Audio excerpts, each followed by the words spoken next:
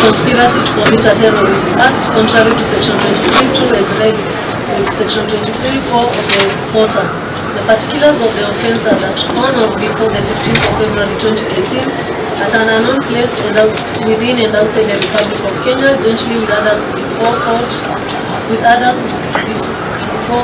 conspired to carry out a terrorist act inside Kenya by embedding explosives in motor vehicle registration KBM 200B, thereby making the said motor vehicle the vehicle borne improvised explosive device VBID.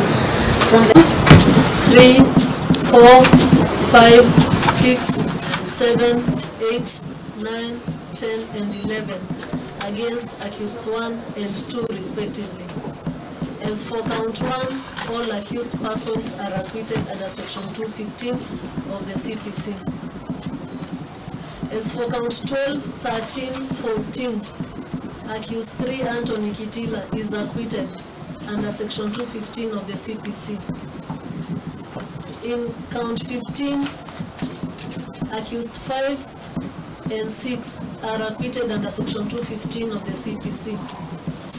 In count 16, the 5th accused, Lydia Nyawira, is found guilty of the offence of forgery of official document, while accused 6, Francis Macharia Karishu, is acquitted under section 215 of the CPC. You have 14 days right of appeal.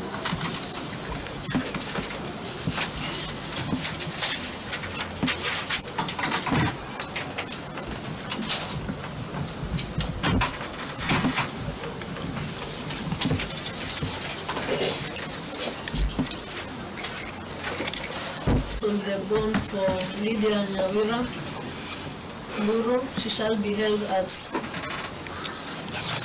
I need to get reports, so she shall be held at Langata Women's Prisons.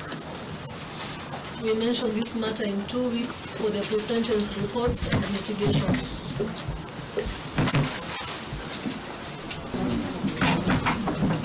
Na tugetigane na icio tugithie na mbere na ciĩgie